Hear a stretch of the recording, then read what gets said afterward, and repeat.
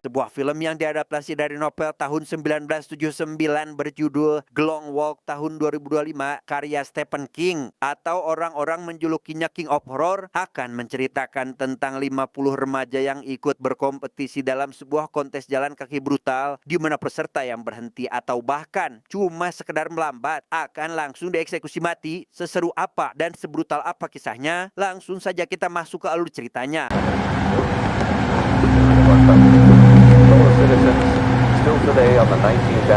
Cerita diawali dengan memperkenalkan seorang pemuda bernama Raymond Grety atau biasa dipanggil Ray, terlihat sedang bersama ibunya pergi ke sebuah lokasi yang menjadi titik awal kompetisi The Long Walk atau kompetisi jalan kaki yang rutin diselenggarakan setiap tahun sekali oleh pemerintah Amerika Serikat. Scarcity into abundance and division into solidarity.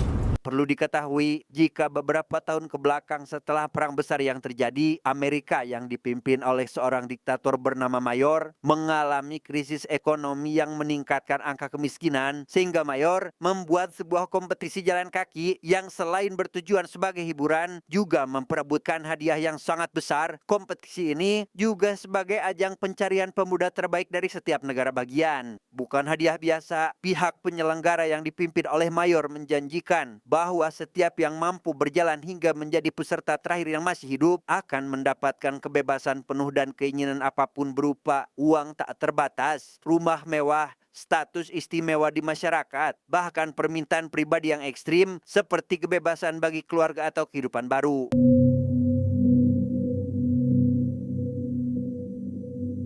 Di tengah perjalanan, ibunya sempat menanyakan terkait keputusan Ray dalam keikutsertaannya di kompetisi The Long Walk. Beliau yang tahu jika kompetisi ini akan mempertaruhkan nyawa setiap peserta, tentu tidak mau jika harus kehilangan anak kesayangannya. Di mana Ray yang sudah mantap dengan keputusannya itu tak akan mundur dari keikutsertaannya dalam kompetisi ini. Way, it's the only way. Your father was here. Okay, but he's not.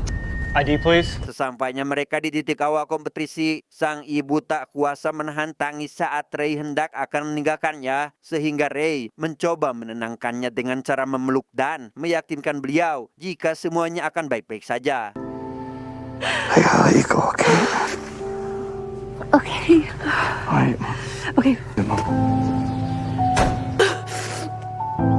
Di sana, Ray langsung menuju ke tempat berkumpulnya para peserta dan berkenalan dengan beberapa orang. Di antaranya ada Ray, si pria berkulit hitam yang merupakan atlet jalan kaki, Stebbins, pria berotot yang terlihat akan menjadi pesaing kuatnya, Hank, si pria Cina yang banyak bicara, dan Baker, seorang pria yang sangat ramah dan religius. Hey, are you okay?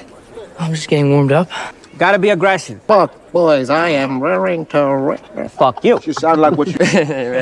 Dan dialah Mayor, diktator Amerika kejam yang sengaja membuat kompetisi ini untuk mereka yang ingin merubah nasib keluarga bahkan negara. Ia bersama dengan beberapa tentara yang tak lain adalah panitia penyelenggara langsung memanggil satu persatu peserta untuk diberikan kalung nomor sebagai tanda. Number 19, Peter. Number 23, Garrity, Raymond, 47. Sementara panitia lain memberikan logistik kepada seluruh peserta, Mayor terlebih dahulu menyampaikan pidatonya agar sebelum memulai kompetisi ini, semangat juang mereka bisa terpompa dan berusaha dengan segala cara agar bisa menjadi yang terbaik. We will be number 1 in the world again! Mayor kemudian membacakan beberapa aturan dalam kompetisi ini di mana para peserta akan berjalan terus-menerus tanpa henti pada kecepatan minimum 3 mil per jam hingga menyisakan satu orang pemenang, dan jika ada peserta yang menurunkan kecepatan, ia akan diberikan sebuah peringatan, dan setelah mendapat 3 kali peringatan, para tentara yang bertugas sebagai algojo akan langsung mengeksekusi mati peserta tersebut. Any of you can win. Walk long and steady enough. You refuse to give up. I look at each and every one of you. Now boys, who's set to fucking win? Setelah Mayor memberikan pistolnya yang menandakan kompetisi dimulai, semua peserta terlihat bersemangat dan begitu antusias mengikuti kompetisi ini. Panas yang begitu terik membuat tantangan semakin nyata. Ditambah lagi mereka dijaga oleh tentara bersenjata lengkap, mobil tank pembawa minuman, serta beberapa kamera yang menunjukkan jika kompetisi ini disiarkan langsung oleh televisi lokal. Best in the world. Yeah, I'm from downstate. Ooh, so you the one. Baru 5 menit perjalanan, peringatan dari tentara sudah terdengar karena Stebbins mencoba menurunkan kecepatannya. Hank menganggap jika Stebbins cukup pintar, karena dengan hal itu, ia dan peserta lainnya bisa mendapat gambaran berapa lama rentang waktu sebelum mereka ditembak mati oleh Algojo. And that's gross. So what the fuck? It's fucking gum. It's not fucking. Hank, you do realize that this whole road. Tak lama, salah satu peserta yang berada di garis depan bernama Barkovic tiba-tiba berhenti karena sepatunya kemasukan kerikil. Ia terpaksa harus membuka sepatunya terlebih dahulu, yang membuat tentara atau panitia harus memberikan peringatan dan... Get up, Barkovich. That dumb fuck's actually gonna get. Number 5, third. Push up, Barkovich. Ya, beruntung Barkovic berhasil memakai sepatu lagi sebelum Algojo menghabisinya. Namun setelah semua orang menganggap jika tindakan Barkovic sangat ceroboh, ia malah mengatakan jika barusan hanya sebuah siasat untuk mencuri waktu istirahat. Wait, we just fucking started. We'll see who gets his ticket first. And the stuff that comes out of my asshole bears just. Pada jarak sekitar 7 mil perjalanan, mereka masih enjoy dengan terus bercerita tentang satu sama lain, di mana saat Ray dan Peter sedang asik mengobrol, seorang peserta tiba-tiba menyela pembicaraan dan seolah sudah mengenali mereka berdua, yang ternyata orang tersebut adalah seorang penulis buku yang sudah mencari tahu informasi semua peserta agar bisa dimasukkan ke dalam buku barunya yang akan menceritakan kompetisi ini. Book about the long walk from the insider's point of view? Make me rich. If you win, you won't need a book to make you rich. I mean, I suppose not, but...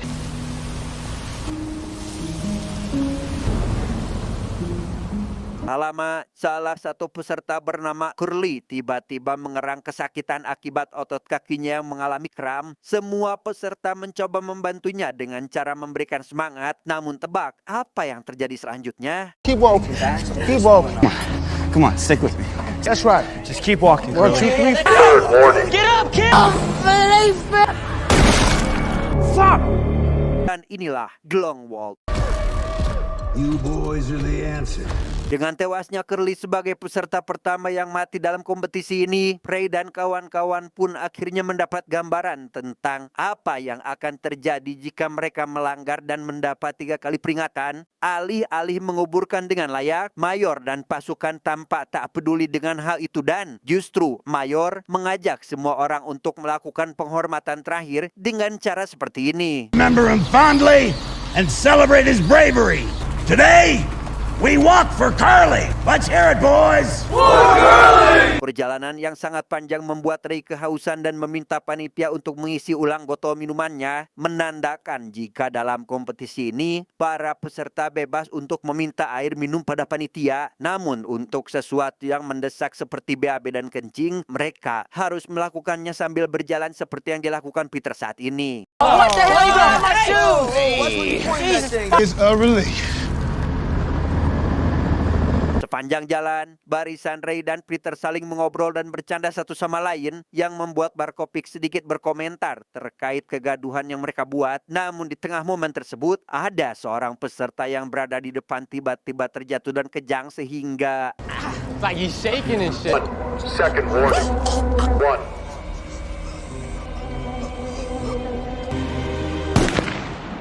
Karena perjalanan sudah cukup jauh, Hank rupanya mengalami masalah pada kakinya, entah karena kram atau sudah melewati batas kemampuannya. Namun setelah Ray meminta Hank untuk mencoba menurunkan kecepatan, rupanya cara tersebut berhasil, sehingga Hank bisa melanjutkan kembali perjalanannya. Time for the motherfucking ozone layer. God damn it. Hey, it's alright. You ain't get more. That was it for me today, cause... Di barisan depan, Barkovic kembali membuat ulah dengan terus mengejek nama salah satu peserta bernama Reng. Ia menganggap nama tersebut sangat aneh, bahkan berani mengejek nama ibunya, sehingga Reng nampak sangat emosi dan berusaha memukul wajah Barkovic, tetapi... Come on, Rank. Don't let him fucking kill you. Okay, meathead. Come on, sissy boy. Mama was giving out. Second warning. Number 19. Get up, Rank. Get up. Fuck up! Hey! Melihat apa yang dilakukan si Kehead Barkovic, semua orang terlihat sangat marah dan menyalahkan atas apa yang terjadi pada Reng. Ia yang merasa tidak bersalah karena tak menyentuh sedikit pun, terus saja membela diri dengan kalimat-kalimat kasar yang terus ia lontarkan. That kid, for Christ's sake. Why don't you go back and dance on him, huh? Boogie on his back a little. Entertain us. I know you got that gas. Don't fuck with me. Tak lama, peserta nomor 45 diberikan peringatan karena kecepatan jalannya terus menurun. Entah apa yang terjadi kepadanya. Namun menurut si penulis nomor 45 itu mengalami diare parah dan benar saja. Meskipun sudah mendapatkan peringatan yang kedua dari panitia, ia tak bisa menahan diarenya itu sehingga 5-second warning.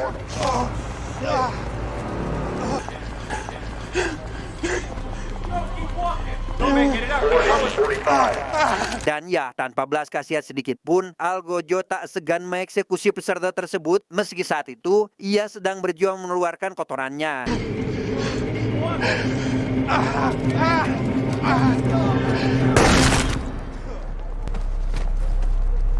My God. Semua peserta dituntut untuk tidak berhenti bagaimanapun kondisinya, termasuk dengan apa yang telah dilakukan oleh Ray, yaitu tertidur, bahkan bermimpi ketika ia masih berjalan. Where the girls are so I've heard sweet. Wakey, my boy. Hal itu membuat Peter cukup kagum karena Ray bisa tertidur nyenyak bahkan memimpikan ibunya sambil berjalan. Namun setelah cukup lama mereka semua bercanda terkait ibunya Ray, banyak sekali peserta yang mendapat peringatan karena seluruh badannya sudah kelelahan, termasuk Ray yang mulai tak bisa mengontrol kecepatannya hingga mendapat beberapa peringatan. First, warning. You know, Number 11, warning. fucking hate that fucking guy. Yeah, me too. Melihat Ray sudah dalam bahaya, Peter mencoba menolongnya dan membantu Ray menyelesaikan kompetisi ini. Namun Ray menganggap jika kebaikan Peter itu hanya kebohongan, karena pada dasarnya semua peserta ingin lawannya segera melakukan kesalahan dan tereliminasi. Di situasi Ray sedang amarahan, ia kembali mendapat kesialan ketika melihat rambu jalan menunjukkan jika di depan mereka terdapat tanjakan curam. Selain kondisi kakinya yang sudah kelelahan, Ray hanya memiliki satu kesempatan lagi agar ia tidak langsung dieksekusi mati.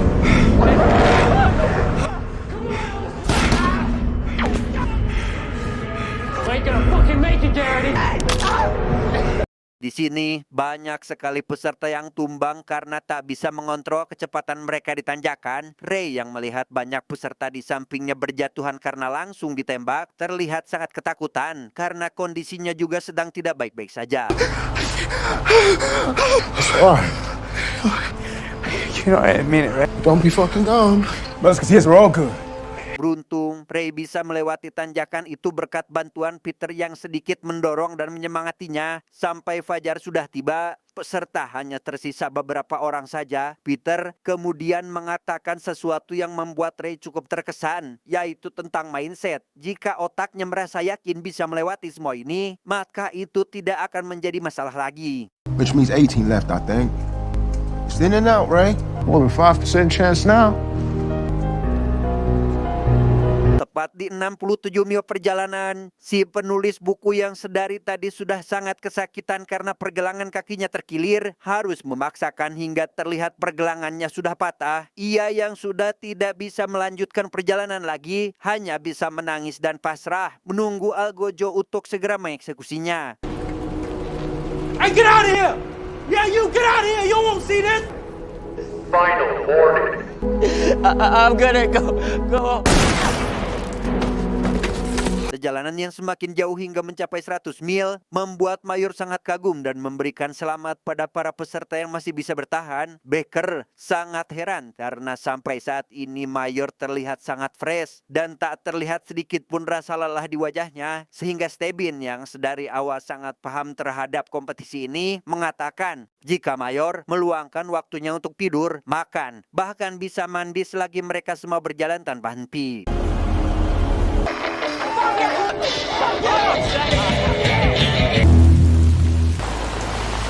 Setelah melewati hari kedua yang cukup panjang, kini mereka harus terus berjalan hingga hari ketiga. Ray yang sengaja membawa bola baseball di tasnya ternyata kali ini berguna untuk sekedar menghilangkan rasa gabut. Namun, baru saja Ray dan Peter ingin memainkan bolanya, Baker tiba-tiba berhenti membuka celananya yang ternyata... It's good. Fucking that. Pinch it off, my man. It ain't so easy with the... Gun to your head to get up from her shit, G. Ya, karena Becker baru saja membuang hajatnya tanpa cebok atau membersihkannya, Ray dan Peter langsung protes karena bau semerbak yang begitu kuat, sehingga mereka mencoba memberitahu Peter agar ia sedikit menjauh agar pernapasan mereka kembali segar. Well, I ain't never heard of the Bible forbidding the word shit. Yeah, well, it's not that it's a rule or anything. It's just Sorry, can you break off? But we shouldn't all be fucking paying for it, you know what I mean? Ray yang kali ini sudah terlihat sangat akrab dengan Peter menceritakan kenapa dirinya ingin sekali ikut kompetisi ini, di mana ia ingin tahu alasan ayahnya yang merupakan seorang tentara menentang kebijakan mayor dan kompetisi ini diselenggarakan, sehingga ayahnya rela ditembak mati oleh si mayor tepat di hadapan mata kepala Ray dan ibunya. Dad, do you mind? That's right. Thank you. Dad? Willie, what did you do? Dad? Mr. William Garrity, you've been accused and convicted. I will pledge no such allegiance. May God show me. Dari kejadian tersebut, Ray memiliki ambisi untuk menghabisi mayor untuk membalaskan kematian ayahnya dengan memenangkan kompetisi ini, yang mana setelah ia mendapat hadiah satu permintaan, Ray akan meminta sebuah senjata dan menembakkan kepala mayor saat itu juga.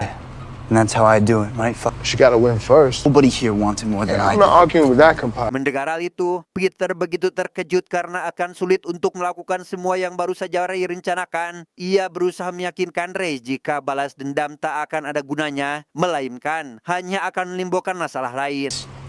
They want to see our fucking. See that? That's a family, and they love each other. Follow.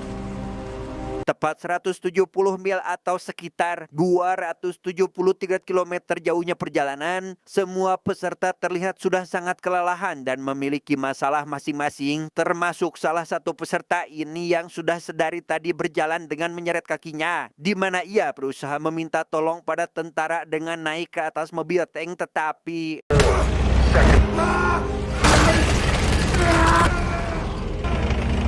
tak hanya itu, seorang peserta tiba-tiba melucuti semua pakaiannya dan berlarian seperti orang gila. Entah diakibatkan karena apa, ia terlihat sudah sangat putus asa dengan semua yang telah terjadi di hadapannya. Sehingga setelah peserta itu keluar dari jalur perjalanan, tiba-tiba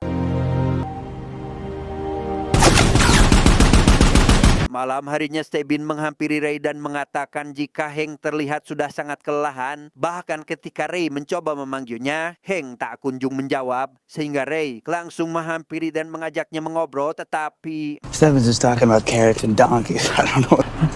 Guys, it's full of weeds. Hey, keep walking, Hank. Austin, get that fucker! ya, melihat Hank malah berlari ke arah mobil tank para tentara dan langsung ditembak di tempat, semua orang sangat prihatin, terutama teman baiknya yaitu Becker, langsung menghampiri Hank yang tidak langsung dihabisi, melainkan hanya ditembak di bagian perut dan membiarkannya mati sampai kehabisan darah. No. Wait. Why'd you do this? Mendengar panitia sudah memperingatkan Becker untuk yang kedua kalinya, Ray dengan cepat berlari membawa Becker kembali melanjutkan perjalanan, karena jika Becker terus menunggu Hank yang sudah tak bisa diselamatkan lagi, Becker akan menjadi korban berikutnya. Okay, I couldn't save him. I know. He called my name. I know. He needed me. Singkat cerita, perjalanan sudah memasuki hari keempat. Para peserta yang hanya tersisa 6 orang saja membicarakan kematian Hank yang begitu mengenaskan, di mana salah satu peserta bernama Parker mengatakan jika Hank adalah satu-satunya peserta yang sudah menikah, sehingga Peter memiliki ide untuk membuat janji dengan semua orang. Jika salah satu dari mereka menang, maka sebagai tanda penghormatan pada Hank, mereka harus mengurus istrinya yang saat itu sudah menjanda. Yeah. Come on. Yeah. What about you, Stebbins? Why not? You feeling okay? I'm not feeling okay. It's a hell of a thing. It's called irony. Yeah, I know what irony is. Won't stop me though. Merasa tidak diajak dalam perjanjian, Barkopik mencoba menanyakan pada Ray dan ingin sekali bergabung dengan mereka. Ia merasa jika semua orang masih mempermasalahkan kelakuannya yang menyebabkan salah satu peserta mati, Barkopik yang memiliki sifat meledak-ledak sangat tak terima dengan apa yang telah mereka lakukan kepadanya, sehingga karena mentalnya sudah runtuh, ia mulai menambah kecepatan dan tebak apa yang dilakukannya. Hey, Parker. Keep walking, Gary.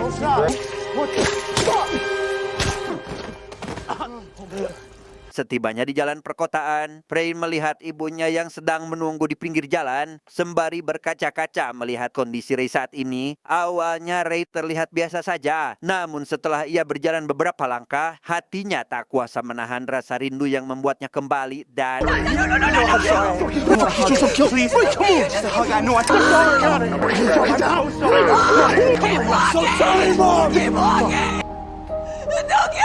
Melihat hal itu, semua orang sangat emosional, terutama Parker yang sudah sangat muak dengan para tentara yang berbuat semena-mena. Sampai tiba di suatu momen, emosinya sudah tidak bisa lagi ditahan dan inilah yang terjadi.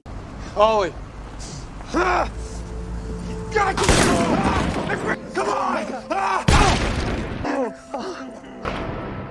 Baker yang sedari tadi sudah mengalami masalah karena hidungnya terus mengeluarkan darah, akhirnya tumbang dan dibantu oleh Ray dan Peter agar terus melanjutkan perjalanan. Namun karena dirasa badannya sudah tak sanggup lagi, Baker meminta Ray dan Peter untuk memberikan sebuah kalung kepada neneknya dan berjanji agar tidak melihat ke belakang saat ia dieksekusi oleh Agojo.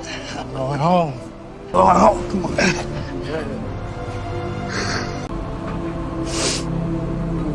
Melihat peserta yang hanya menyisakan 3 orang saja yaitu Ray, Peter, dan Stebbins, Mayor cukup bangga dan kembali memberikan pidatonya untuk menyemangati para peserta. Namun tanpa sadar, kecepatan mereka berkurang hingga mendapat peringatan. Stebbins yang mulai ragu dan seolah akan menyerah sampai di sini pun mengatakan jika sebenarnya ia adalah salah satu anak hara Mayor yang hanya ingin membuktikan jika dirinya bisa membanggakan ayahnya itu. He's got dozens of us. I guess this rabbit is flesh and blood. I can feel my liver going. Think it'll rain tonight, boys? I don't know, but it looks that way. Namun karena mentalnya sudah melemah dan tidak yakin akan bisa menyelesaikan kompetisi ini, Stebbins memutuskan untuk menyelesaikan perjuangannya hanya sampai di sini sehingga... Do me! 50% chance now, Pete. Fucking do me! Tepat di tengah kota, banyak sekali warga yang memenuhi jalan untuk menyaksikan siapa pemenang dalam kompetisi ini. Yang ketika Peter memandang wajah Ray dengan penuh keyakinan, ia tahu jika Ray sangat pantas untuk memenangkan kompetisi ini. This compadre. Get up. No. It's for your mom. Get off. Melihat Peter menghentikan langkahnya, Ray tentu langsung kembali dan membantunya untuk melanjutkan perjalanan. Namun, entah apa yang Ray pikirkan, ia tiba-tiba berhenti dan membiarkan Peter terus berjalan sehingga inilah yang terjadi.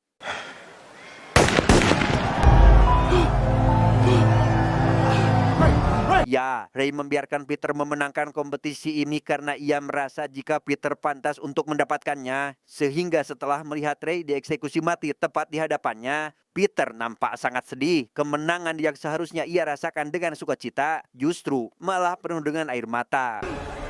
Our champion! Eat 'em and freeze!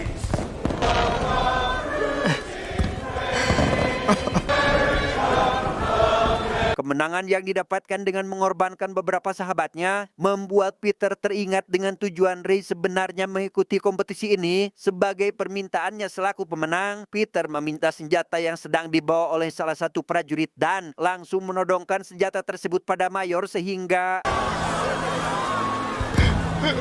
That's all right, son. No harm done. Put the gun down. This is for Ray.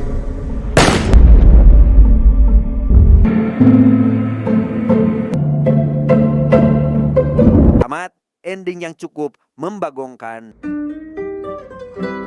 Pesan yang bisa kita ambil dari film ini adalah berjalanlah dengan tujuan, bukan karena paksaan dunia. Hiduplah dengan empati, karena kekuatan sejati ada pada hati yang mampu peduli. Jangan takut berhenti sejenak untuk menemukan makna, sebab hidup bukan tentang siapa yang paling cepat tiba, tapi siapa yang paling tahu kemana arah ia pergi. Saya John, mewakili jajaran direksi yang bertugas mengucapkan terima kasih dan sampai jumpa di video selanjutnya. Adios.